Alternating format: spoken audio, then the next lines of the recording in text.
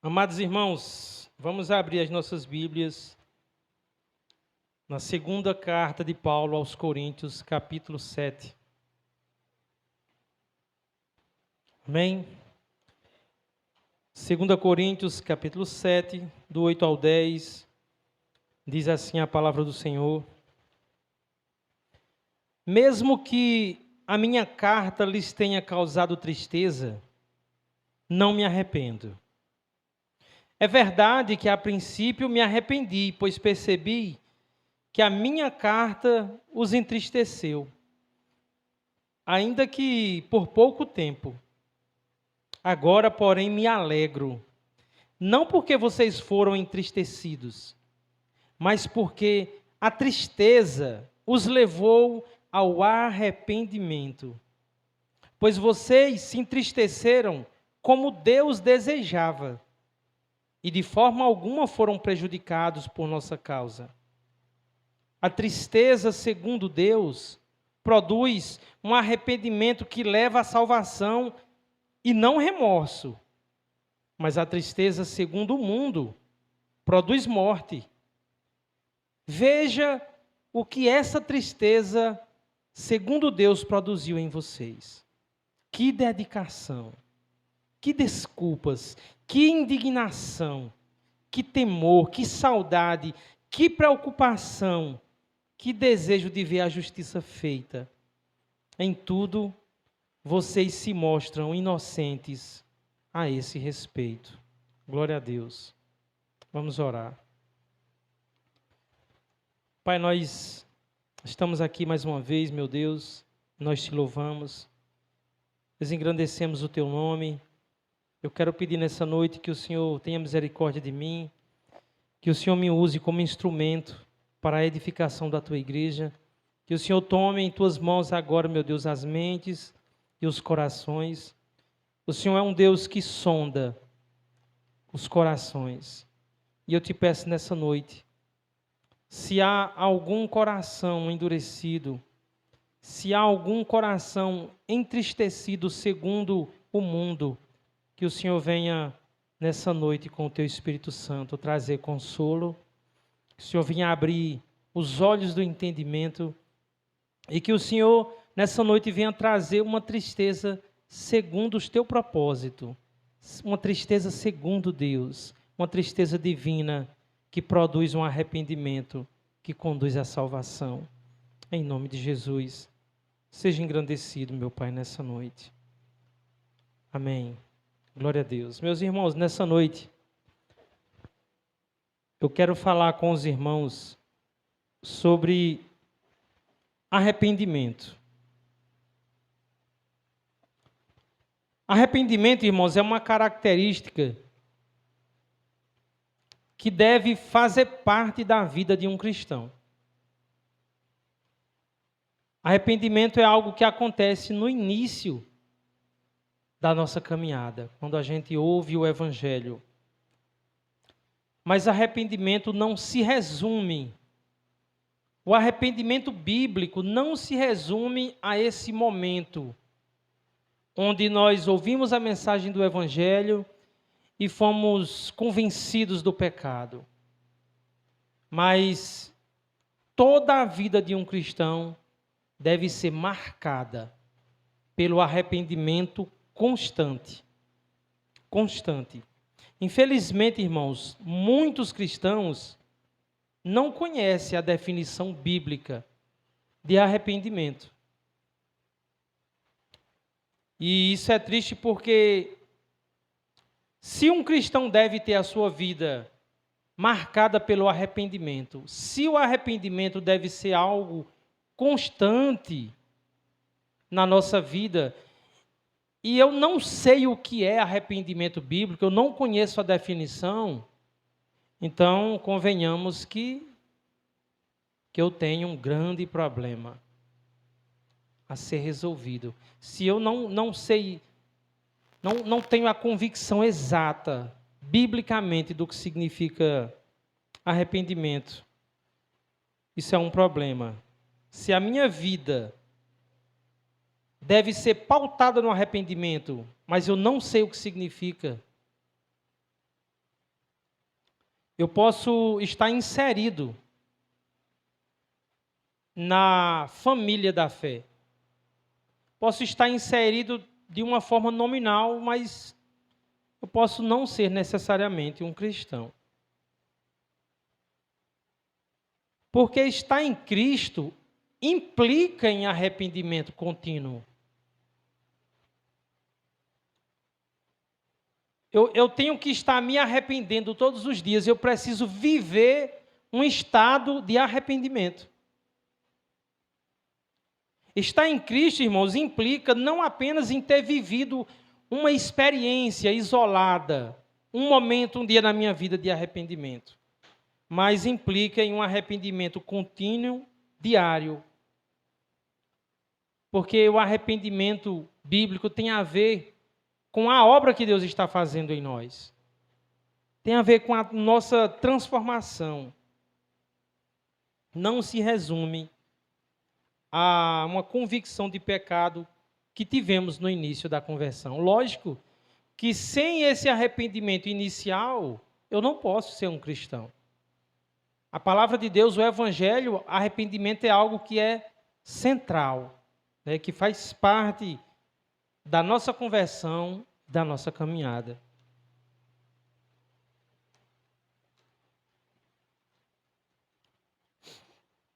Na Bíblia, irmãos, o arrependimento também não é um remorso. Às vezes nós costumamos confundir o arrependimento segundo Deus com o arrependimento segundo o mundo. Então, o arrependimento não é a tristeza causada, por exemplo, pelas consequências do nosso pecado. O remorso ele costuma acontecer quando o nosso pecado é exposto. É quando alguém vive uma vida como todo ser humano comum, no pecado, né? Se deleitando no pecado. E um belo dia, o camarada foi descoberto. Seu pecado veio à tona. E naturalmente aí veio as consequências. A pessoa teve que colher o que plantou. A pessoa teve que lidar, irmãos, com a pressão das consequências de seus atos. A pessoa teve que enfrentar os olhares de julgamento, de reprovação, de decepção. E a pessoa teve a sua reputação destruída, manchada. E é lógico que isso causa muito tristeza em quem passa por essa situação. E também é lógico que muitas pessoas foram chamadas por Deus verdadeiramente e foram alcançadas nessa situação. Tem pessoas que, de fato, viviam uma vida no pecado, o seu pecado foi exposto, e ali Deus usou aquela hora, aquele momento para chamar efetivamente e inserir verdadeiramente um crente na família da fé.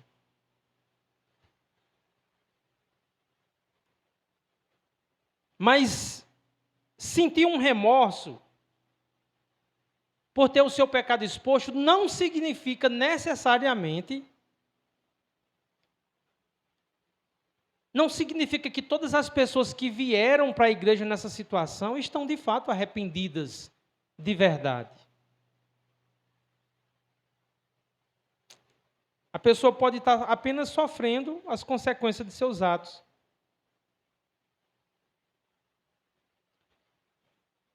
E muitas vezes alguém que está nessa situação, que é o que Paulo chama de tristeza segundo o mundo, vai demonstrar um sofrimento, vai dar uma demonstração externa de que ele está sofrendo. Mas, embora seja uma tristeza profunda, isso pode ser apenas autopiedade, autocomiseração. É quando o camarada sente dó de si mesmo. É quando, diante do sofrimento, ele pensa mais no que perdeu, mais na sua exposição, do que em ter ofendido a santidade de Deus. E autopiedade não é arrependimento. Autopiedade, irmãos, é pecado. E como eu já falei, é claro que o arrependimento genuíno nos causa tristeza. Né? Nós ficamos tristes, tanto pelas consequências do pecado, como por saber que a gente viveu uma vida toda desonrando a Deus, ofendendo a Deus com o nosso proceder, com nossa forma de viver. Mas Paulo fala de dois tipos de tristeza. Ele fala de uma tristeza que é nobre, que é boa, que conduz o arrependimento para a salvação. E Paulo fala que essa tristeza é provocada em nós pelo próprio Deus. Ou seja, é uma tristeza divina, é uma ação sobrenatural de Deus na vida dos seus eleitos. É o que Paulo chama de tristeza segundo Deus. Há uma outra tristeza que vem de nós mesmos, do nosso próprio coração. É a autopiedade, é vitimismo, pena de si mesmo. Não é arrependimento, isso é uma tristeza segundo o mundo. E esse tipo de tristeza apresenta sintomas que se confundem com a tristeza segundo Deus. Mas o remorso não gera arrependimento para a salvação. Muitas vezes nós chegamos, alguém pode chegar na igreja, ter vindo à igreja numa situação desesperadora, com a sua vida destruída, sofrendo tristeza. Mas se essa tristeza é segundo o mundo e não segundo Deus, essa pessoa não tem um arrependimento genuíno. As motivações da sua tristeza estão centradas nela mesma. Essa é uma tristeza segundo o mundo. É quando aquele mundinho em que a pessoa vivia foi revelado, foi exposto. A pessoa ficou mal vista. Isso trouxe prejuízo, trouxe perda. A pessoa perdeu prestígio. A pessoa passou a ser vista com maus olhos. Caiu em descrédito diante da sociedade, diante das pessoas próximas. Então, a tristeza segundo o mundo tem a ver com essa dor do prejuízo sofrido. Essa autopiedade. É o homem curvado em si mesmo, pensando em si mesmo, na sua própria dor. Mas em nenhum momento pensando na ofensa que causou ao Deus Santo e poderoso.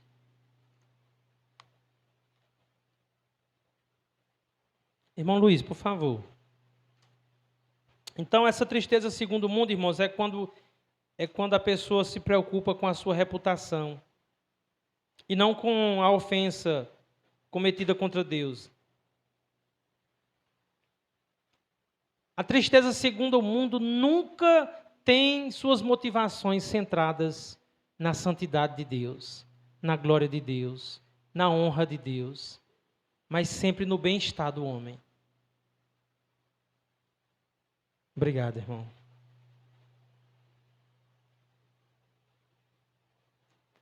E como eu já falei, isso é vitimismo, pena de si mesmo.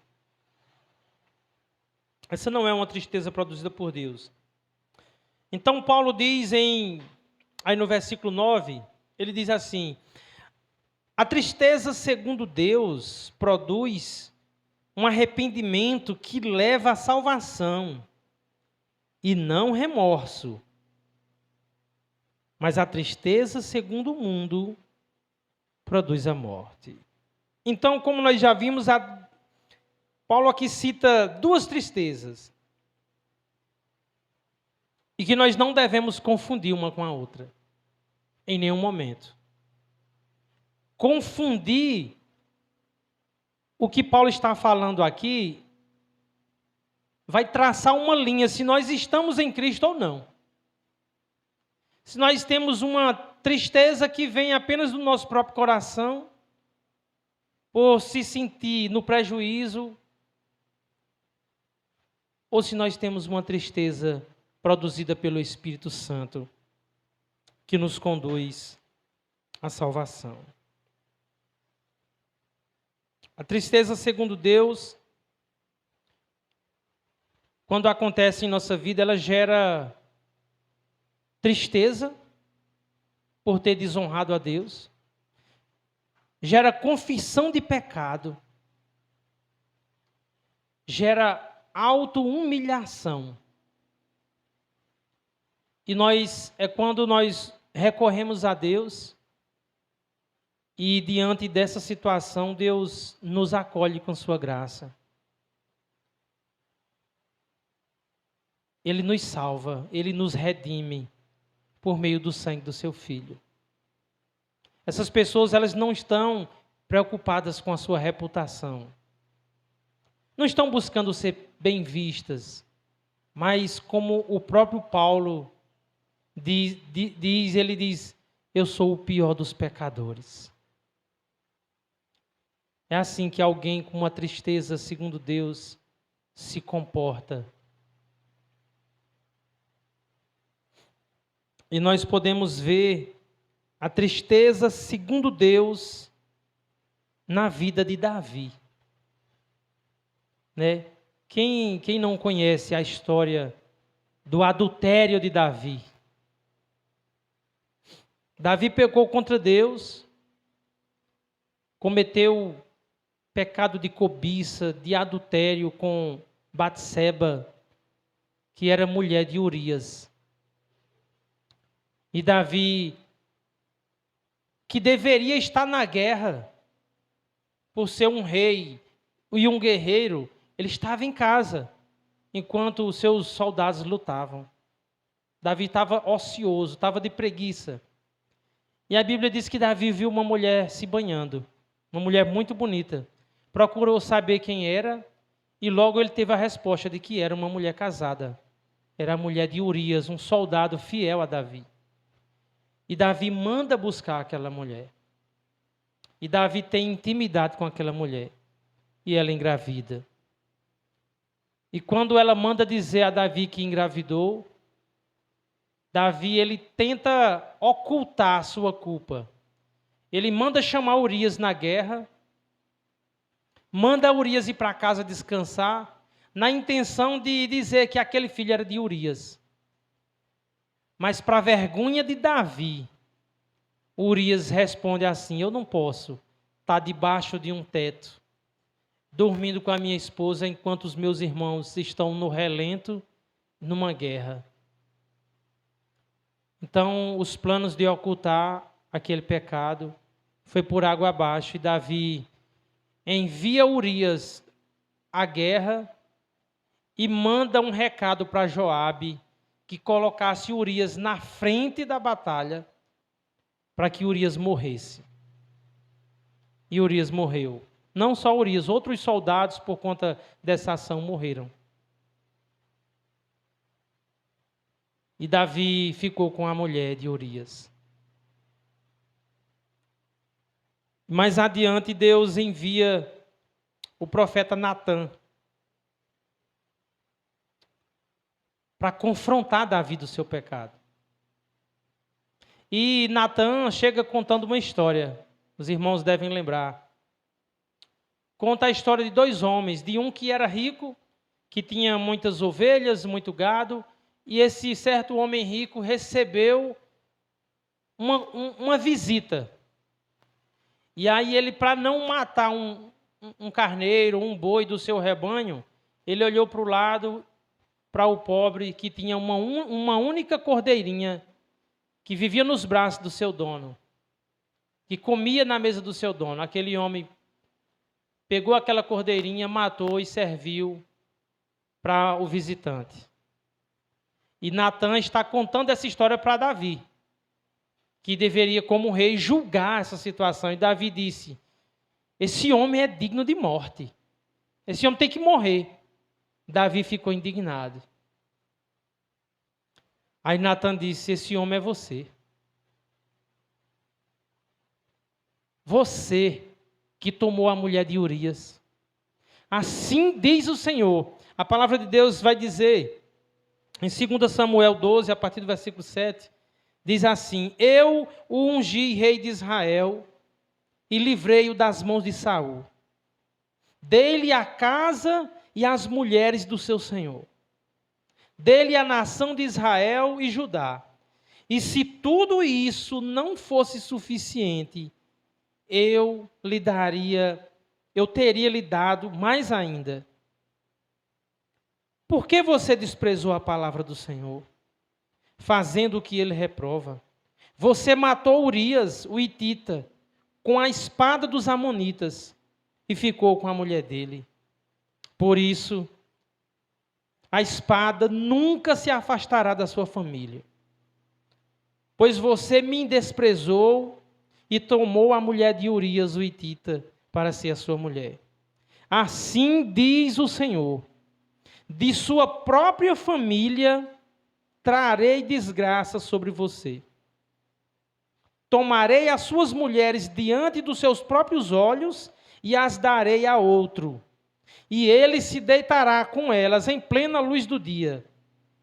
Você fez isso às escondidas, mas eu o farei diante de todo Israel, em plena luz do dia. Então Davi estava colhendo aqui o gosto amargo do que ele plantou. Davi estava sofrendo as consequências do seu pecado. E Davi foi acometido de uma profunda tristeza. Mas a tristeza que Davi sentiu não foi uma tristeza segundo o mundo. Davi não se vitimizou. Davi, a partir dali, não escondeu mais o seu pecado, não justificou o seu pecado, não escondeu, mas Davi se arrependeu. Davi não se rebelou contra o profeta, pelo contrário, Davi se humilha diante de Deus. Em meio à tristeza, Davi compõe um salmo. Quando o profeta disse: é você que fez isso, Davi. Davi disse assim: pequei contra o Senhor. Essa é uma atitude de alguém que foi entristecido pelo Espírito Santo. Essa é uma atitude de alguém que estava no pecado, mas quando recobrou a consciência, quando foi acusado, quando foi desmascarado, ele não encobriu. O Salmo 51, que remete a esse momento em que Davi estava vivendo, ele diz: tem misericórdia de mim, ó Deus, por teu amor. Por tua grande compaixão, apaga as minhas transgressões. Lava-me de toda a minha culpa e purifica-me do meu pecado. Pois eu mesmo reconheço as minhas transgressões e o meu pecado sempre me persegue. Contra ti, só contra ti pequei e fiz o que tu reprovas. De modo que justa é a tua sentença, e tens razão em condenar-me. Então Davi não escondeu o seu pecado. Davi confessou o seu pecado. E Davi não somente confessou o seu pecado, mas Davi considerou justo a punição que Deus decretou contra a vida dele. Davi não se vitimizou, Davi não escondeu, não se justificou, mas considerou que a punição que Deus tinha contra ele era justa. Então ele não fica cheio de autopiedade, não se enche de remorso, não se vitimiza, não justifica o seu erro. diante da sentença que seria o sangue de sua família derramado pela espada, Davi disse: é justo. A desgraça e a vergonha de suas mulheres tendo relação com o seu próprio filho, em plena luz do dia, Davi disse: é justo. Seu filho com Batseba adoeceu e morreu, e ele disse: é justo. A Bíblia diz que depois que o filho Davi morreu, Davi, que estava jejuando, sofrendo, estava jogado no chão, pedindo misericórdia, porque Deus disse que o filho dele morreria. Mas quando ele recebe a notícia de que seu filho morreu, a Bíblia diz que Davi tomou um banho, se perfumou, se alimentou e foi ao santuário adorar a Deus, considerando justa a sua punição, sem vitimismo. Por que isso aconteceu na vida de Davi? Porque a tristeza, segundo Deus, produz arrependimento que conduz à salvação eterna. A tristeza, segundo Deus, faz com que o homem veja que a santidade de Deus foi manchada, foi afetada, foi desonrada por ele. Quando um servo de Deus peca e a palavra de Deus vem até ele, ele sofre por ter desonrado a Deus. Mas a Bíblia também, Paulo, no texto que lemos, vai falar de uma tristeza segundo o mundo. E a Bíblia mostra um exemplo bem claro de tristeza segundo o mundo na vida de Judas. Quais são as credenciais de Judas Iscariotes? Quem foi Judas? Judas foi um dos 12 apóstolos de Jesus Cristo. Um homem que andou lado a lado com Jesus. Um homem que recebeu as mesmas instruções que os outros 11 apóstolos. Que viu os sinais grandiosos. Que teve o privilégio de andar com Jesus Cristo por 3 anos. Mas Judas não conhecia o arrependimento. Recebeu as instruções direto da fonte da vida, mas não tinha vida em si mesmo. Judas não era um homem arrependido.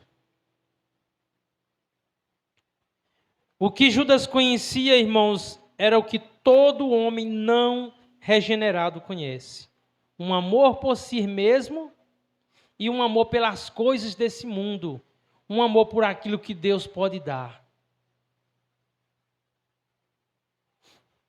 E Judas via Jesus como a galinha dos ovos de ouro, como uma fonte de lucro, assim como nós sabemos que muitos evangélicos enxergam o Senhor Jesus em nossos dias. Judas, ele amava status, amava posição, amava os privilégios dessa vida. Judas amava o dinheiro, amava o reconhecimento. Em João capítulo 12, versículos 1 ao 6, diz: 6 dias antes da Páscoa, Jesus chegou a Betânia, onde vivia Lázaro, a quem ressuscitara dos mortos. Ali prepararam um jantar para Jesus. Marta servia enquanto Lázaro estava à mesa com ele. Então Maria pegou um frasco de nardo puro, que era um perfume caro, derramou sobre os pés de Jesus e os enxugou com seus cabelos. E a casa se encheu com o perfume, com a fragrância do perfume. Mas um dos seus discípulos, chamado Judas Iscariotes, que mais tarde iria traí-lo, fez uma objeção. Por que esse perfume não foi vendido e o dinheiro dado aos pobres? Seriam 300 denários. Ele não falou isso porque se interessara pelos pobres, mas porque era ladrão. E sendo responsável pela bolsa de dinheiro, costumava tirar o que nela era colocado. Então, enquanto Maria se deleitava em Cristo, a ponto de derramar aos pés do Senhor um perfume que era equivalente a 1 ano de trabalho, Judas estava interessado em vender aquele produto, porque ele era responsável pela bolsa das doações que Jesus recebia. E Judas roubava. E o discurso de Judas, agindo como um hipócrita que ele era, ele disse: por que não vende esse perfume e dá aos pobres? Mas ele queria que o dinheiro chegasse até a bolsa, onde ele roubava. Então Maria não considerava um desperdício ungir os pés do Senhor com um perfume tão caro. E Judas, por sua vez, queria roubar, se apropriar do dinheiro que aquele produto poderia gerar. E Judas tanto amou o dinheiro que traiu Jesus por 30 moedas de prata. Jesus disse em Mateus 6, 24, ninguém pode servir a 2 senhores, pois odiará a um e amará o outro, ou se dedicará a um e desprezará o outro. Vocês não podem servir a Deus e ao dinheiro. E o texto mostra que Judas amava o dinheiro. Eu penso que Judas era aquele ladrão que roubava aos pouquinhos, para que não fosse percebido, né? Geralmente é assim que os ladrões, espertalhões, eles fazem. E o pecado é assim, o pecado é sutil. Como alguém que toma conta de uma bolsa e acha que nunca vai ser descoberto, e ele vai roubando aos poucos. O pecado é sutil, o pecador vai usufruindo de pequenas doses daquilo que lhe dá prazer. Ele vai cometendo alguns delitos às escondidas, vai se deleitando no pecado. Ele vai traindo Jesus às escondidas, até que um dia aquele costume de praticar aquilo faz com que ele traia Jesus abertamente. E tem gente, irmãos, que pensa que pode andar na beira do abismo que nunca vai cair. Que pode brincar com o pecado. É como eu preguei outro dia, né, sobre o bom soldado de Cristo. Há cristãos que não vestem a armadura, que não fica de prontidão, que não observa, não toma o cuidado devido. E tem gente que ora, irmãos, para não cair em tentação, mas sempre se coloca em situações onde pode cair. Judas tanto andou no abismo que um dia ele mesmo se ofereceu para trair Jesus abertamente. E Judas mostra que todo mundo que ama o dinheiro tem um preço. O de Judas foi 30 moedas de prata. E há quem diga que Judas vendeu Jesus. Há quem diga que Judas vendeu Jesus pelo preço de um escravo. O valor de 30 moedas de prata era o valor de comprar um escravo. Êxodo 21, 32 fala isso, né? do preço de um escravo. Mas eu penso que Judas não vendeu Jesus pelo preço de um escravo. Ele se vendeu pelo preço de um escravo. Judas vendeu a oportunidade de ser fiel a Deus, de servir a Deus, de ser grato a Deus. Ele vendeu a possibilidade de estar ao lado do Senhor eternamente, pelo preço de um escravo.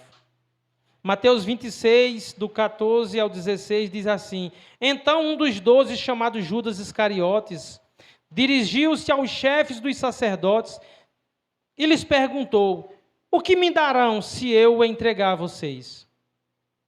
E eles lhe fixaram o preço, 30 moedas de prata. Desse momento em diante, Judas passou a procurar uma oportunidade para entregá-lo. E nós sabemos que Judas identificou Jesus entre os demais irmãos com um beijo. Né? Era um lugar escuro e Judas negociou, traiu Jesus, se vendeu por 30 moedas de prata.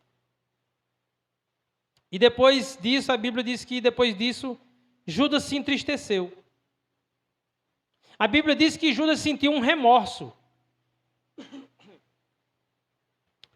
Mas a Bíblia vai dizer que a sua tristeza não foi segundo Deus. Mateus 27, do 3 ao 5, diz: Quando Judas, que o havia traído, viu que Jesus fora condenado, foi tomado de remorso e devolveu aos chefes dos sacerdotes e aos líderes religiosos as 30 moedas de prata. E disse: Pequei, pois traí sangue inocente. E eles retrucaram: Que nos importa? A responsabilidade é sua. Então Judas jogou o dinheiro dentro do templo, saindo, foi e enforcou-se. Aparentemente, Judas se arrependeu. Não é verdade? Aparentemente, olha, Judas até devolveu o dinheiro que recebeu para trair Jesus. Ele se entristeceu e sua tristeza foi tão profunda que ele se matou. Alguém que não tivesse clareza das Escrituras podia dizer assim: Judas se arrependeu de verdade. Mas suas motivações estavam centradas nele mesmo, e não em Deus. Judas teve a tristeza segundo o mundo. A tristeza de Judas, irmãos, tinha a ver com a sua reputação que foi destruída. Tinha a ver com o fato de que agora ele seria visto como aquele que traiu Jesus, o traidor. Judas, como apóstolo, foi alguém chamado para fazer discípulos. Quem seguiria alguém como Judas? Tudo que ele mais amava, boa reputação, tudo que a posição de apóstolo poderia render para ele, acabou. Por isso ele estava triste. Judas não correu para Cristo. Judas não clamou a Deus. Judas não confessou o seu pecado. A gente pode dizer, não, ele confessou. Ele chegou lá nos religiosos e disse: pequei, traí sangue inocente. Mas há pouco tempo também ele tinha usado um discurso que parecia que ele queria ajudar os pobres. Judas era falso. O que Judas queria, irmãos, era um desencargo de consciência. Queria um alívio para que tirasse imediatamente o peso da sua culpa. Isso é uma tristeza segundo o mundo. Isso não é um arrependimento que conduz à salvação. Não é uma tristeza que gera arrependimento.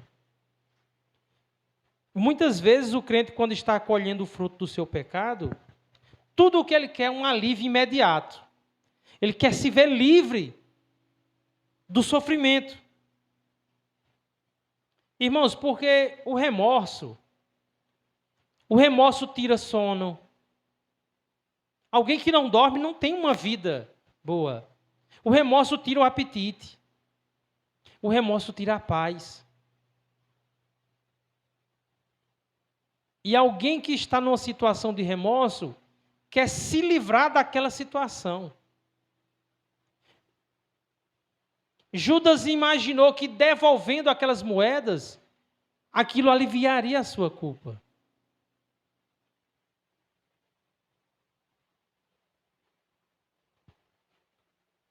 É difícil conviver com o remorso. E quando não há arrependimento verdadeiro, tudo que o pecador quer é que seja tirado o peso da culpa, que ele se sinta aliviado. Isso não é arrependimento. Se Judas tivesse arrependido de verdade, ele teria entrado num desespero no sentido de confessar o seu pecado, não se justificar, não se defender, ir até o Senhor e dizer: Senhor, me perdoe, eu sou ladrão, eu amo dinheiro, eu traí o Senhor, eu traí o Senhor da glória, salva-me, perdoa-me, restaura-me, me livra de mim mesmo. Mas esse não foi o posicionamento de Judas.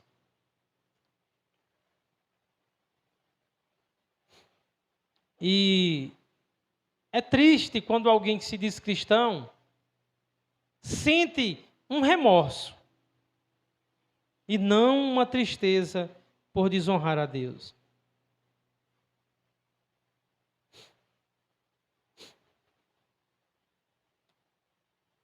Irmãos, se Judas procura Jesus, a gente fazer essa suposição, Jesus estava preso, estava nas mãos Mas Judas poderia não se importar com a vida dele, correr para os pés do Senhor, correr o risco de morrer junto, se de fato ele tivesse um verdadeiro arrependimento. Ele poderia suportar a tristeza de ser considerado a si mesmo, se humilhar a si mesmo como um ladrão, corrupto, como um mentiroso, como um mau caráter. Porque alguém que está em Cristo, alguém que tem a tristeza segundo Deus, não está preocupado com a sua reputação. Mas ele correu para os hipócritas. O que ele achava? Que ia devolver o dinheiro? E aqueles caras que contrataram ele ia dizer: olha, você está em pecado. Vamos fazer aqui alguma coisa para que Deus lhe perdoe.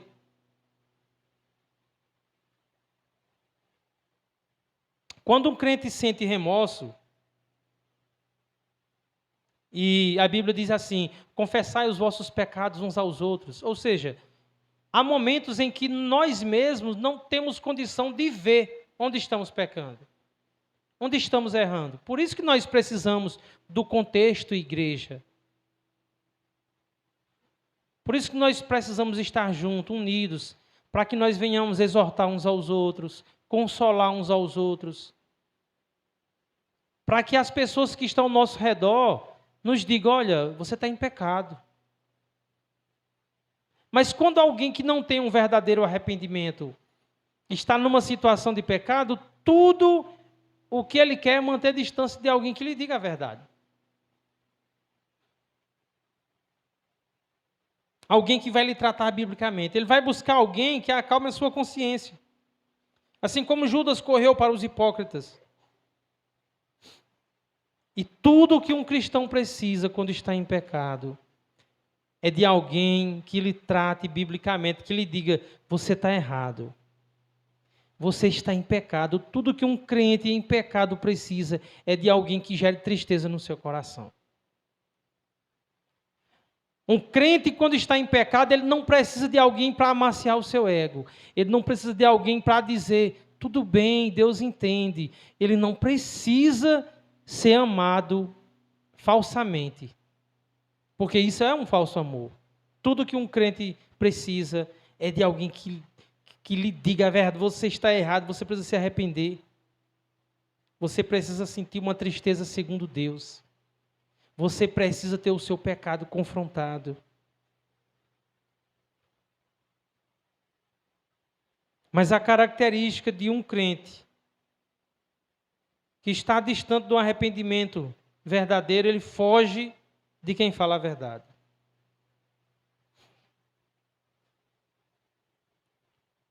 Alguém assim não pode falar como Davi: pequei. Eu aceito. Lógico que nós vivemos outros tempos, né? Deus puniu em Cristo Jesus os pecados dos eleitos. Embora nós não estamos livres de sofrer as consequências dos nossos atos. Aquilo que nós plantamos, nós vamos colher. A Bíblia fala sobre isso. Aquilo que o homem plantar, isso também ele ceifará.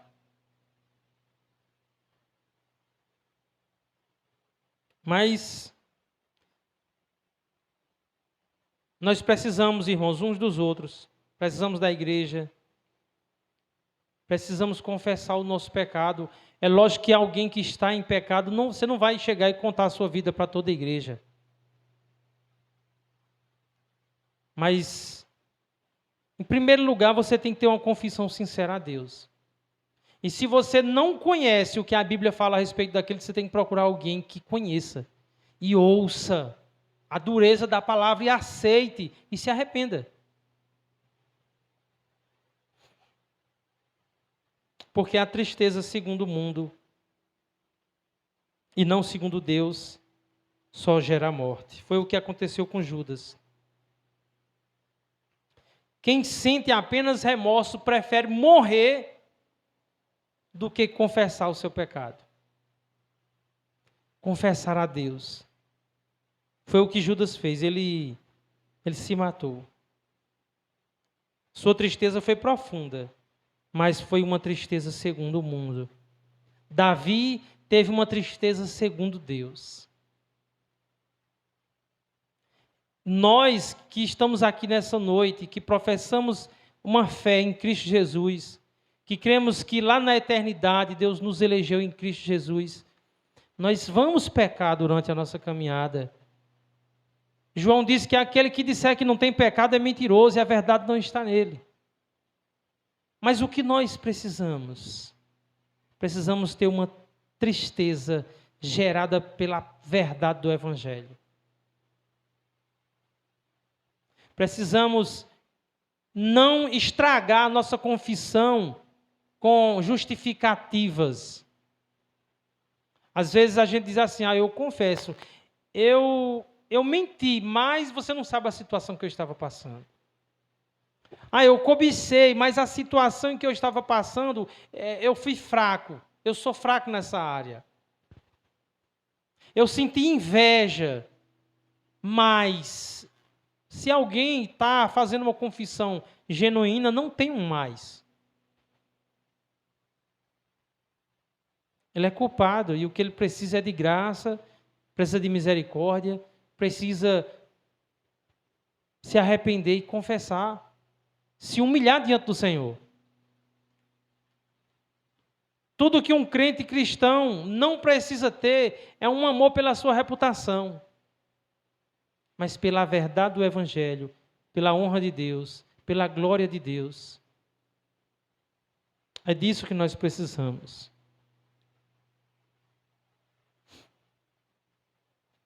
A igreja de Corinto, irmãos, se entristeceu com a primeira carta de Paulo. Paulo foi muito duro na primeira carta, porque era uma igreja rebelde, era uma igreja carnal. Paulo disse que eles viviam em contendas e divisões dentro da igreja. Paulo disse que nem podia falar com eles como pessoas espirituais, mas como pessoas carnais. Eu não posso nem dar o alimento sólido a vocês, porque vocês são como crianças que ainda estão no leite. Paulo foi muito duro com eles. No capítulo 5, Paulo manda expulsar da igreja um homem que estava tendo relação com a sua própria madrasta. E Paulo diz: como é que vocês permitem essa imoralidade no meio de vocês? Eu estou ausente, eu não estou aí com vocês. Não estou mais o meu espírito com vocês. Eu já sentenciei que o autor de tamanha infâmia seja expulso, seja tirado do meio de vocês. E vocês ainda ficam soberbos, vocês ficam orgulhosos, vocês passam pano para o pecado.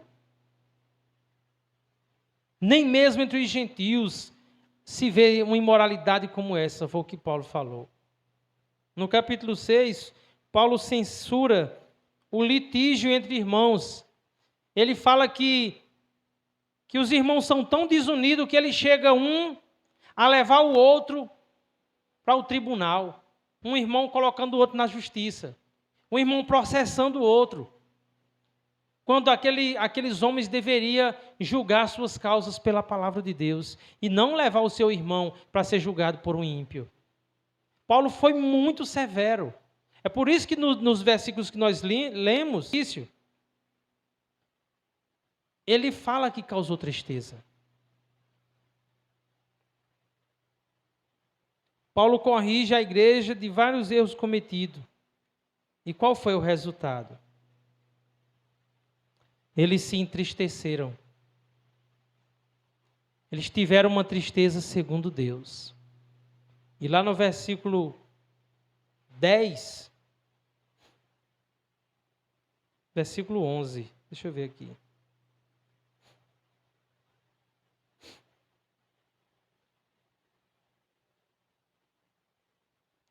Versículo 10, Paulo diz assim, 2 Coríntios 7:10.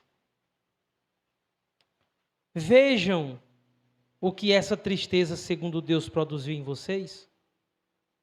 Que dedicação, que desculpas, que indignação, que temor, que saudades, que preocupação, que desejo de ver a justiça feita. Em tudo vocês se mostram inocentes a esse respeito.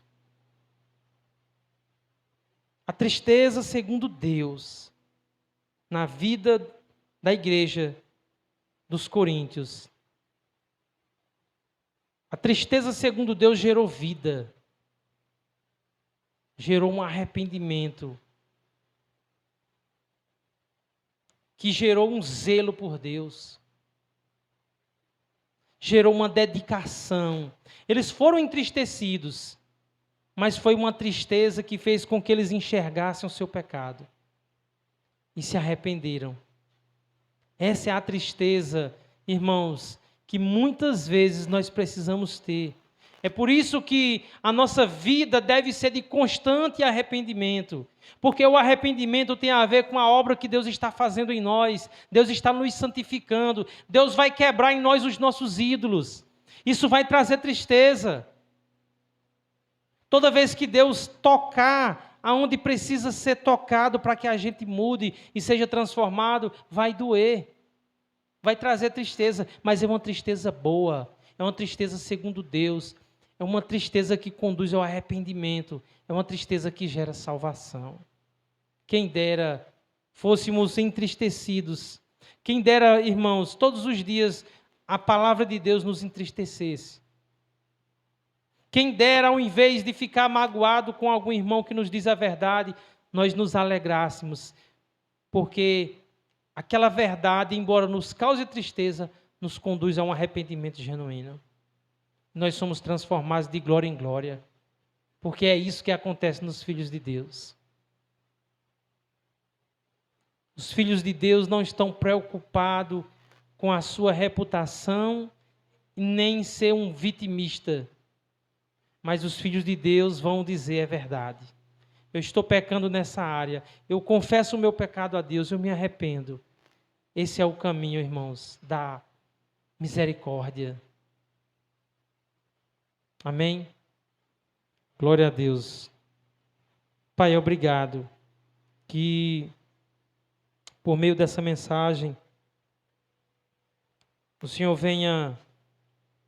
tenha exortado a tua igreja, que nós venhamos crescer, que nós venhamos ter uma vida constante de arrependimento. Que todas as vezes, meu Deus, que nós formos confrontados do nosso pecado, nós venhamos nos lembrar de que o nosso pecado ofende a tua santidade. Nós venhamos nos lembrar que o teu filho, sem nenhuma culpa, deu a sua vida. E como poderia nós ter prazer no pecado que foi o que matou o nosso Senhor. Ele deu o seu sangue, Ele deu o seu corpo para ser moído, para nos resgatar do império das trevas e nos transportar para o reino, para o seu glorioso reino. Nós te agradecemos por isso, te agradecemos por essa noite, te exaltamos. E eu te peço em nome de Jesus que o Senhor continue nos constrangendo, nos transformando de glória em glória, para que tudo que a gente venha fazer aqui seja glorificar o teu nome, meu Deus. Sejamos aperfeiçoados, nos conforme a imagem do teu Filho, em nome de Jesus. Amém, glória a Deus. Vamos louvar, irmãos.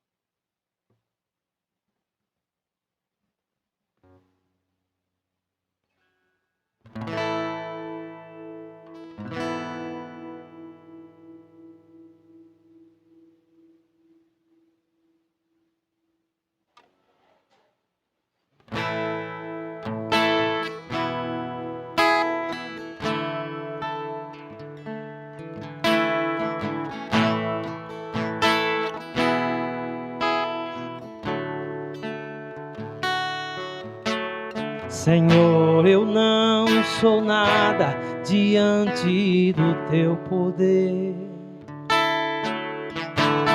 nem merecedor do teu imenso amor. Através do teu Filho tenho livre acesso a ti, que me fez chegar aos teus pés, me humilhar diante de ti. Senhor, eu não sou nada diante do teu poder, nem merecedor do teu imenso amor. Através do teu Filho eu tenho livre acesso a ti, que me fez chegar aos teus pés, me humilhar diante de ti. Deixa o teu rio passar em minha vida e curar minhas feridas, sarar as minhas dores. Livra-me, ó Deus, das cadeias que me prendem. Toca em minha alma, faz de mim o teu querer, Senhor.